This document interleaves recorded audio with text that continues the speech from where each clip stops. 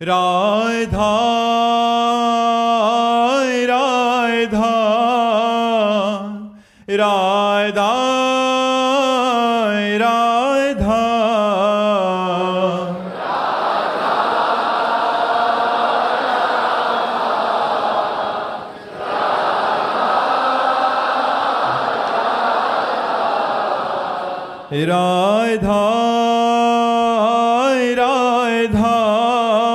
राधा राधा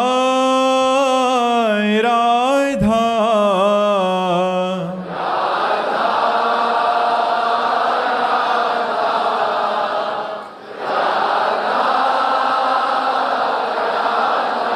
श्री राधा वल्लभ लाल की, समस्त संत हरि भक्तन की, श्री वृंदावन धाम की, सतगुरुदेव भगवान की। स्मृति जी रायबरेली से। राधे राधे महाराज जी। महाराज जी, हम गृहस्थ में रहते हुए शिवोहम की स्थिति धारण कर सकते हैं? हाँ, क्यों नहीं धारण कर सकते। गृहस्थ में शरीर व्यवहार कर रहा है, लेकिन तत्व तो आप वही है ना। इसके लिए गुरु चरणों का आश्रय लेकर आराधना कीजिए, गुरु चरणों की आराधना कीजिए, तो ये हमें पता चल जाए कि मैं शरीर नहीं हूं, मैं वही तत्व हूं। तत्व ही शिवोहम है। सोहमस्मि तीव्रत्य अखंडा, सोहमस्मि, वही शिव, सोहमस्मि, वही मैं हूं। और बिल्कुल इसमें कोई संशय नहीं। पर गुरु आश्रय लेकर के पहले पवित्र तो करो, ये मार्जन करो मन का, बुद्धि का, चित्त का, अहंकार का, अंतःकरण चतुष्टय का मार्जन हो, और ये शांत हो जाए, निश्चल हो जाए। तो जैसे निर्मल और शांत जल में नीचे तह में क्या पड़ा हुआ है ये मुझे पता चल जाता है, ऐसे ही स्थिर और निर्मल अंतःकरण से हम अपने स्वरूप का बोध प्राप्त कर लेते हैं। जहां अंतःकरण निर्मल हुआ और शांत हुआ, तहां सोमर्श में ये भाव आने लगता है, मैं वही हूं। अगर ज्ञान मार्ग का साधक है तो ऐसा अनुभव, ना आप स्त्री है ना पुरुष है, आप वास्तविक सोहम ही है, शिवहम ही है। वो आगे चल करके जब गुरु आराधना करेंगी तब पता चल जाएगा। पर यह है ज्ञान मार्ग की बात। नेहा अग्रवाल जी महाराष्ट्र से। राधे राधे महाराज जी। महाराज जी, वासुदेवम सर्वम के भाव को अपने जीवन में आत्मसात कर अनुभव करना चाहती हूँ, ये कैसे संभव है महाराज जी? संभव है पर अति कठिन है। बहुनाम जन्मनावन्ते ज्ञानवान माम प्रपद्यते वासुदेवा सर्वमिति सा महात्मा सुदुर्लभा, भगवान ने कहा है। बहुत जन्मों की साधना के बाद ऐसा बोध होता है कि सर्वत्र भगवान वासुदेव विराजमान है। वासना वासुदेवस्य वासितम भुवनत्रयम सर्वभूत निवासोस्मि वासुदेव नमोस्तुते। वो उपासक देख पाता है कि भगवान वासुदेव अपने संकल्प से इतने रूपों में स्वयं भगवान विराजमान है। ऐसा ज्ञान कठिन है, तभी कहा है सा महात्मा सुदुर्लभा। ऐसा महात्मा मिलना कठिन है जो सब में अपने इष्ट भगवान का दर्शन करता है। अब इसके लिए साधना है, गुरु की शरण में जाकर गुरु चरणों की आराधना करके पहले अभिमान मल को नष्ट करे। बिना गुरु सेवा के, गुरु आज्ञा का पालन किए अभिमान मल का नाश नहीं होता। चाहे जो भी साधना करो उससे अभिमान पुष्ट होता है। सर्व अभिमान रहित, देहाभिमान शून्य हृदय में प्रकट होता है वासुदेवा सर्वमिति। जिसका अभिमान गलित हो गया है, देह भाव, उसके हृदय में भगवान स्वयं प्रकट हो जाते हैं। और जब भगवान प्रकट होते हृदय में तो जो जिधर दृष्टि डालता है उधर उसे भगवान ही दिखाई देते हैं। जित देखो तित श्याममय। जहां भगवान का हृदय में साक्षात्कार हुआ तो जाको मनमोहन दृष्टि परे, सो तो भयो सावन को आंधरो, सूझत रंग हरे ही हरे, जाको मनमोहन दृष्टि परे। एक बार भगवान के ऊपर दृष्टि गई तो उसकी दशाएं हो जाती है कि जैसे कोई सावन में अंधा हो जाए, उसे 12 महीना हरा हरा दिखाई देगा, क्योंकि हरे भरे दृश्य को देखकर अंधा हुआ था। तो इस उपासक की क्या दशा होती है, जिसका गुरु कृपा से अभिमान मल नष्ट हो जाता है और निरंतर नाम जब चलता है, तो बोले जड़ चैतन्य कछु नहीं दीखत, जित दीखत तित श्याम खड़े, ब्यूहल विकल संभार न तन की, नैना घूमत रूप भरे। नेत्रों में रूप समा गया तो अब ना स्त्री दिखाई देती, न पुरुष दिखाई देता, न जड़ दिखाई देता, न चैतन्य दिखाई देता, केवल श्याम सुंदर वासुदेव दिखाई देते। करनी अकरनी दो विधि भूले, विधि निषेध सब रहे धरे, नर हरिदास ते भये बावरे, जे यह प्रेम प्रवाह परे। क्या करना चाहिए, क्या नहीं करना चाहिए, करनी अकरनी, विधि निषेध सब छूट गया। न लाज तीन लोकन की, न वेद को कहो करे, न शंख भूत प्रेत की, न देव जक्षते डरे, सुने न कान और की, दृश्य न और इच्छना। कान से कुछ और सुनने की रुचि नहीं रह गई, हृदय में कोई चाह नहीं रह गई, भगवान के प्रेम में मगन वो जिधर दृष्टि डालता है वासुदेवास्वर में थी। श्री राम में सब जग जानी, करो प्रणाम जो जुग पानी। चिद चिद लक्षणम सर्वम राधा कृष्णमयम जगत, जिधर दृष्टि डालता है उधर प्रभु ही प्रभु नजर आते। पर इसके लिए साधना है, गुरु चरणों से आसक्ति पैदा हो जाए और गुरुदेव के उपदेश और आज्ञानुसार चलने पर हमारा अहंकार नष्ट हो जाए और निरंतर भगवान का स्मरण हो, तब हृदय में भगवान प्रकाशित होंगे। तो हमारे नेत्र पट जो बंद हैं अभी, ये त्रिगुण माया वाले नेत्र काम नहीं करते, वो मानस चक्षु प्रकट होते हैं, प्रेम नेत्र। जैसे ब्रह्म सर्वत्र दर्शन ज्ञान चक्षु से होता है, ऐसे भगवत दर्शन प्रेम चक्षु से होता है। इन्हीं नेत्रों में प्रेम चक्षु प्रकाशित होते, तो वो देखता है। जैसे अर्जुन के पास भगवान श्री कृष्ण रहते थे, पर कभी विराट रूप का दर्शन नहीं पाया। जब भगवान ने उन्हें दिव्य दृष्टि दी, तब उन्हीं भगवान श्री कृष्ण में विराट रूप का दर्शन किया। ऐसे ही भगवान पांच भौतिक ढांचे को ओढ़कर यहाँ विराजमान है, लेकिन मुझे पांच भौतिक शरीर दिखाई दे रहा है, भगवान नहीं। जब प्रेम चक्षु प्रकट होंगे तो पंचभूत को हटाकर केवल भगवान का दर्शन कराने की सामर्थ्य प्रेम नेत्रों में है। नरहर दास ते भय बावरे, जे आप प्रेम प्रवाह पड़े, सर्वत्र भगवान का बोध होता है। एक संत भगवान जा रहे थे तो कुछ उद्दंड प्रकृति के लोग थे, उनको बड़ा उपहास किया और एक ने तो ईंट भी मार दिया, तो खोपड़ी फूट गई, खून बह रहा था। वो मार्ग में बैठ गए, वो उद्दंड लोग चले गए। इतने में एक डॉक्टर कार से निकले, देखा रे संत और संत के माथे पे खून बह रहा है। उन्होंने कार में बैठा ला अस्पताल ले गए और वहाँ उनका ट्रीटमेंट किया। इसके बाद गरम दूध चीनी डाल करके पिलाया और पूरा परिकर बैठा हुआ था और बड़े प्यार से पूछा, महाराज जी आपको ये चोट किसने दी? उनका तुमने।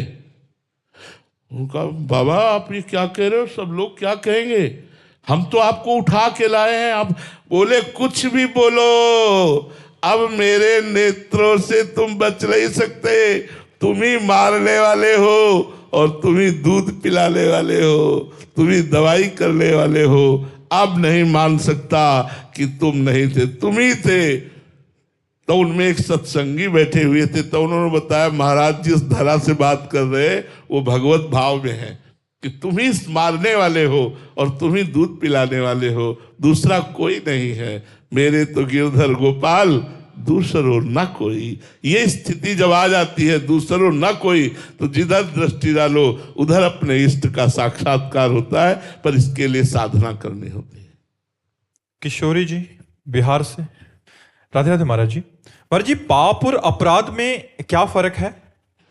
अपराध वैष्णव अपराध, धामापराध, नामापराध, ये अपराध की संज्ञा में आते हैं। और जो हमारे शास्त्र विरुद्ध कर्म हैं वो अशुभ कर्म में आते हैं, पाप कर्म में आते हैं। शास्त्र के विपरीत आचरण बन जाना पाप है, लेकिन वैष्णव, नाम, धाम, संत, इनके विपरीत आचरण बन जाना अपराध है। ये बड़ा भयानक होता है। बोले संत अपराध, वैष्णव अपराध, धामापराध, नामापराध। पाप तो नष्ट हो जाता है तीर्थ अवगाहन से, नाम कीर्तन आदि से, लेकिन ये जो अपराध है इसका विमोचन होना बड़ा कठिन होता है। इसलिए जैसे धामापराध है तो धाम ही क्षमा करेगा, वैष्णव अपराध है तो वो जिस वैष्णव से अपराध बना वही क्षमा करेगा, संत अपराध है जिस संत की निंदा की, दुख दिया, वही क्षमा करेगा। ऐसे ये जो अपराध है ये पाप से भारी है, ये तुम्हारी साधना से नष्ट होने वाले नहीं। आप किसी वैष्णव का अपराध कर दो, साधना करे तो भी आपको दंड मिलेगा, आपको भोगना पड़ेगा। लेकिन अगर पाप बन जाए और साधना करे तो वो नष्ट हो जाएगा। तो अपराध है वैष्णव अपराध, धामापराध, नामापराध, संत निंदा अपराध, ये अपराध के अंतर्गत है। और जो शास्त्र विरुद्ध कर्म बनते हैं उन्हें अशुभ कर्म कहते हैं, उन्हें पाप कर्म कहते हैं। और वो पाप कर्म तीर्थावगाहन, भगवान नाम कीर्तन, परोपकार आदि के द्वारा नष्ट किए जा सकते हैं। पर अपराध जिससे बनेगा उसी से क्षमा याचना करके वो क्षमा कर दे तो तत्काल नष्ट हो जाएंगे। मयंक जी हरियाणा से। राधे राधे महाराज जी। महाराज जी, भगवत गीता में स्थित प्रज्ञ की परिभाषा किया गया है महाराज जी उसमें कि जो सभी स्वार्थ की इच्छाओं का, इंद्रियों की लालसाओं का त्याग कर आत्म साक्षात्कार में ही संतुष्ट है, ऐसे व्यक्ति को स्थित प्रज्ञ कहा जाता है। महाराज जी इसका और ज्यादा समझना चाह रहे थे। देखो, अभी हम भूल करके शरीर में स्थित है, इंद्रियों के भोग विलास को अपना भोग विलास मानते हैं। जैसे मुझे आज ये खाना है तो खाने के स्वाद की इच्छा रसेंद्री को हुई और खाने की मांग प्राण को हुई, मेरे को बिल्कुल नहीं। आहार प्राणों का विषय है, स्वाद रसेंद्री का विषय है, और इनका मिलान कराने वाला नेता मन है। मैं तो साक्षी हूं, लेकिन मैं साक्षी ना रह करके आज मैंने ये खाया, आज मैंने ये पिया, आज मैं ये देखूंगा, आज मैं ये सुनूंगा, ये भाव रहता है। ये अज्ञान की दृष्टि में स्थित पुरुष का लक्षण है। और ज्ञानी पुरुष खाते पीते सोते जागते चलते फिरते हर समय असंग रहता है। देखा किसने? नेत्रेंद्री ने, मैंने नहीं। वो जो मैं है वो अकर्ता है, जो मैं है वो अभोक्ता है, जो मैं है वो चैतन्य घन निर्विकार है, और वही मैं हूं। ये जब अनुभव हो गया और इन तीनों शरीरों से असंग हो गया, स्थूल सूक्ष्म और कारण शरीरों से अपने को कर्ता नहीं देखता, वही महापुरुष स्थित प्रज्ञ माना जाता है, जो कर्ता और भोक्ता भाव से, अहंकार से जो ऊपर उठ चुका है। ये अंदर का विषय बाहरी नहीं है, वो अंदर के चिंतन का विषय है। उसका क्या चिंतन है, क्या स्थिति है, तो भगवान उसमें बताते हैं वो बाह्य से नहीं जाना जा सकता, वो आंतरिक स्थिति है। रोमिल जी राधे राधे महाराज जी। महाराज जी आपके चरणों में कोटि कोटि प्रणाम। महाराज जी, सभी संतों में अपने गुरुदेव जैसी भावना कैसे दृढ़ हो? कठिन है, कठिन है। वैसे हरिराम व्यास जी ने भी कहा सभी संत गुरुदेव हैं, व्यास यहां प्रतीत। सब संतों को गुरुदेव के समान माने कठिन है, बहुत कठिन है। बड़ा निर्मल हृदय हो जाए और अखंड मंडलाकारम व्याप्तमेन चराचरम तत्पदम दर्शतमेन तस्मै श्री गुरुवे नमः, मेरे गुरुदेव अखंड मंडल में चर अचर में व्याप्त है, ऐसा अनुभव हो जाए तो संत क्या सब में गुरुदेव का दर्शन होने लगेगा। पर कठिन है, जैसे हमने वासुदेवा में कहा कठिन है, ऐसे सब संतों में गुरुदेव का दर्शन होना कठिन है। पर संतों में यदि गुरुदेव का दर्शन कर पावे तो बहुत लाभ प्राप्त हो जाए, बहुत लाभ प्राप्त हो जाए। सबे संत गुरुदेव है, व्यासे आप प्रतीति। हरिराम व्यास जी कहते हैं मुझे दृढ़ विश्वास है कि सब संतों के रूप में मेरे गुरुदेव ही विराजमान है, दूसरा कोई नहीं। और वैसे भी अखंड मंडलाकारम व्याप्तम एन चराचरम व्याप्तम एन चर अचर, सब में हमारे गुरुदेव व्याप्त है, ऐसा सिद्ध पुरुष का भाव होगा।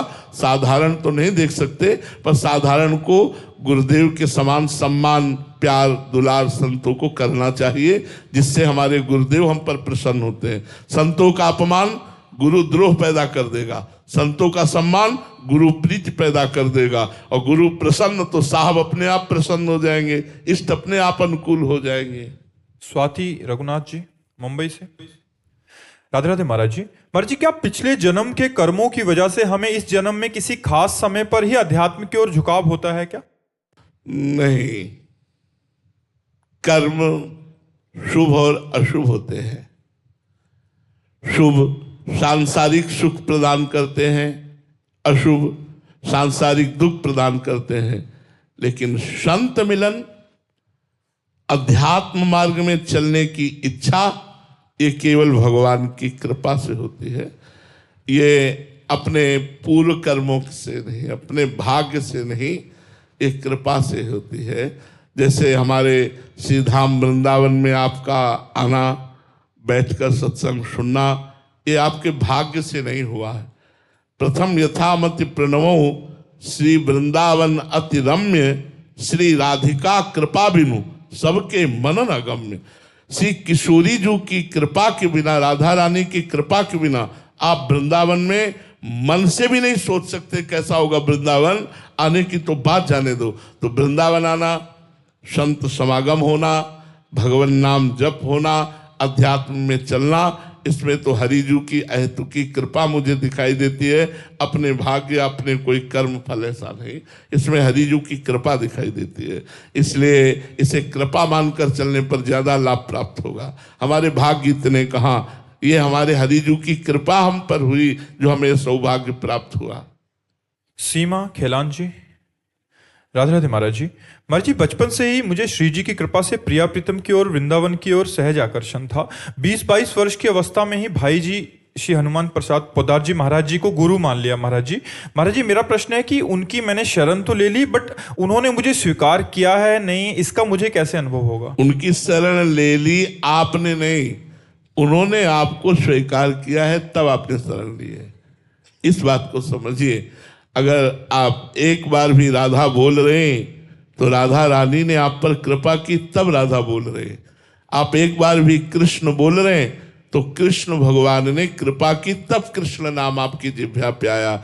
आप जो भाई जी की शरणागति स्वीकार की, वो आपने नहीं, भाई जी ने आपको स्वीकार किया, इसलिए आपके हृदय में भाई जी के प्रतिभाव आया। इसमें तो संशय ही नहीं करना है, बिल्कुल संशय नहीं करना, दृढ़ विश्वास रखना।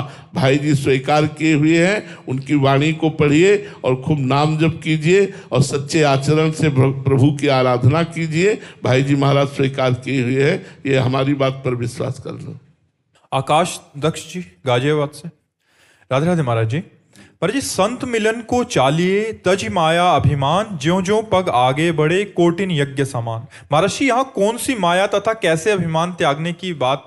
माया का स्वरूप मैं और मोर तोर तय माया। मैं का विस्मरण हो करके, मेरे पास कुछ है इस बात की ठसक छोड़ करके, एकदम दैन्य हो करके, यही दरबार दीन को आदर रीति सदा चली आई। आज हम पर भगवान की विशुद्ध कृपा हुई कि मुझे संत समागम मिला। आज संत दर्शन मिलेंगे। बड़े उत्साह में भरकर वो एक एक कदम चल रहा है, तो बोले करोड़ करोड़ यज्ञों का फल उसे संत दर्शन के लिए चलने पर मिल रहा है, एक एक कदम पर तज माया अभिमान।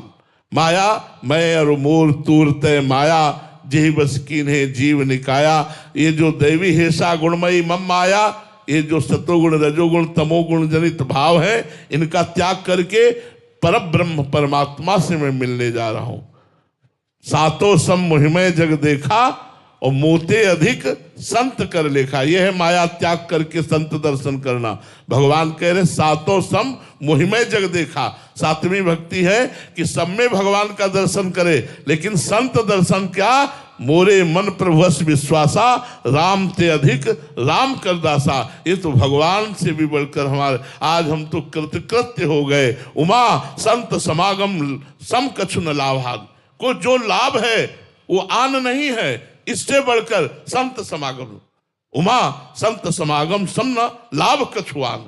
तो ये भाव हमारे अंदर जब बैठ जाएगा तब बात बनेगी। अति दैन्य और भगवत भाव से भी बढ़कर महात्मा में भाव होना कि भगवान के आज दास से मिलने जा रहे हैं, जिसकी महिमा भगवान से भी बढ़कर के है, तो उसके एक एक कदम चलने पर करोड़ करोड़ यज्ञ का फल मिलता है।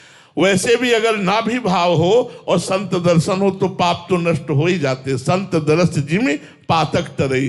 लेकिन महान फल की प्राप्ति तभी होती है जब अभिमान त्याग कर, पदाभिमान त्याग कर, दैन्य होकर हम किसी संत महात्मा के पास। यदि हम अभिमान के साथ गए उसका स्वरूप अलग होता है। अभिमान के साथ जाने पर अपने पद का स्मरण रहता है। मैं कौन हूं? तो बोले मैं अमुक पदाधिकारी हूं। संत से तुम जो लेने आए थे वो तुम्हें नहीं मिलेगा, क्योंकि संत के पास लेने आने के लिए प्रणिपातेन प्रश्नया, साष्टांग दंडवत करो और अपने पद का विस्मरण कर। यही है माया रहित होकर अपने पद और अपने अभिमान का त्याग कर एक दीनहीन पुरुष की तरह बैठो हाथ जोड़ के, तब लाभ मिलेगा। तो इसीलिए प्राय लाभ नहीं ले पाते। और धन्य है वो जो अपने पद, प्रतिष्ठा, धन, मान, इन सब का त्याग करके जमीन पे बैठे। वो संत ही होता है, ऐसा दूसरा कोई नहीं होता। पूज्यपाद श्री कालिदास जी महाराज जी कहते हैं, बड़े संतों में है, जब उनको लिए कुर्सी की बात करो तो बोले सिंहासन बैठे बैठे हमारा दिमाग खराब हो गया। हमको सिंहासन नहीं, हमको जमीन चाहिए। जमीन में जो सुख मिलता है मुझे सिंहासन में नहीं मिलता। जहां जाओ वहां सिंहासन, जहां जाओ वहां ये सब हटाओ, हम जमीन में बैठे। और जब आते हैं तो साष्टांग लौटते हैं। हमारे गुरुजन हैं, हमसे बड़े हैं, वो पूज्य है, लेकिन उनका भाव, आज मैं संत दर्शन करने आया, देखो उनके भाव देखो तो हृदय लगता है कि संत महिमा का दर्शन तो संतों से ही होता है। संतों से ही समझ में आता है कि संत महिमा क्या है।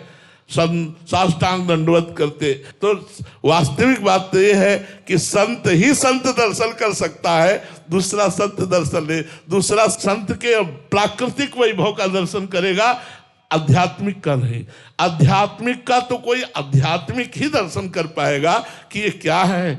आज हमें भगवान ने, जैसे विभीषण जी अंदर से इतने आनंदित हो रहे हैं और कह रहे जो प्रभु मोहि अनुग्रह कीन्हा तो तुम्हारी दरसठ दीना, अब मोहि भाव भरोस हनुमंता बिनु हरि कृपा। आज मेरे ऊपर हरि की कृपा हो गई, आज संत मिल गए और नाच रहे, हृदय नाच रहा है। जैसे मेघ को गरजते हुए देखकर मोर नाच पड़ता है, कुहुक पड़ता है, ऐसे संत के संभाषण को सुनकर हृदय हमारा नाच पड़े। आज संत समागम हुआ। सुत दाराधन लक्ष्मी पापियों के घर होए, संत समागम हरि कथा तुलसी दुर्लभ दोए। ऐसे भाव से यदि हम जाएं दैन्य होकर, पर है कठिन। तो ये जो मैं और मोर तोर तय माया और अभिमान है, अगर इसका त्याग करके हम संत दर्शन करने के लिए चले तो एक एक कदम पर करोड़ करोड़ यज्ञ का फल प्राप्त हो जाए। प्रतिभा जी सिरसा से, राधे राधे महाराज जी। महाराज जी, मैं एक अधम पापी जीव हूँ। वो सब लक्षण जो नहीं होने चाहिए, जैसे चिंता, भय, ओवर थिंकिंग, ध्यान ना लगना आदि मुझ में है।